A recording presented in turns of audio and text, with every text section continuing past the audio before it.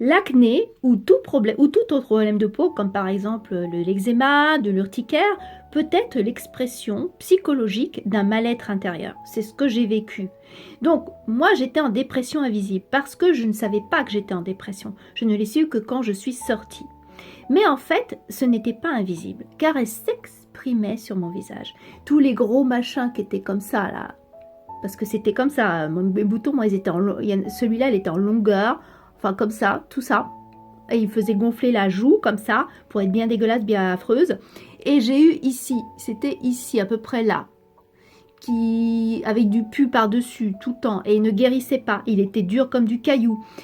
C'était comme un nerf, vous voyez, un nerf, quelque chose de très dur à l'intérieur et qui était, que je pouvais sentir à l'intérieur de ma bouche. Parce qu'il était, comment dire, complètement dans la joue. Il n'était pas superficiel, il était à l'intérieur de la joue. Et donc j'avais mal aux dents, j'avais mal aux gencives, comme si j'avais un mal de dents. Et hop, voilà, comme ça. Alors je faisais des compresses avec des glaçons, j'arrivais à le dégonfler, mais ça regonflait tout le temps. Et j'avais ces poussées d'acné, mais c'était de l'acné de type 4, donc avec des...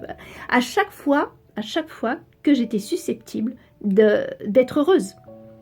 À chaque fois que je rencontrais des amis, pour me faire des amis, et bien sûr pour la séduction. Fallait que je sois moche. Il fallait que je me détruise. Il fallait que j'ai le visage dégueulasse, quoi. Et ça marchait très bien. Voilà. Mais comme je n'en avais pas conscience, évidemment, je prenais ça pour une injustice. À chaque fois, je disais, mais pourquoi je vis ça? Je comprends pas. Hein? Et j'ai compris tout quand je suis sortie de ça. J'ai compris tout quand je suis sortie de ma dépression. C'était une peau dépressive que j'avais. La peau, c'est-à-dire que tout a coïncidé, tout était clair. Quand j'ai fait mon chemin de développement personnel, tout est devenu tellement clair. Et quand j'ai rencontré mon enfant intérieur, j'ai compris. J'ai compris pourquoi j'étais comme ça, pourquoi j'avais ce visage défiguré. Ce visage exprimait ce que je ressentais à l'intérieur.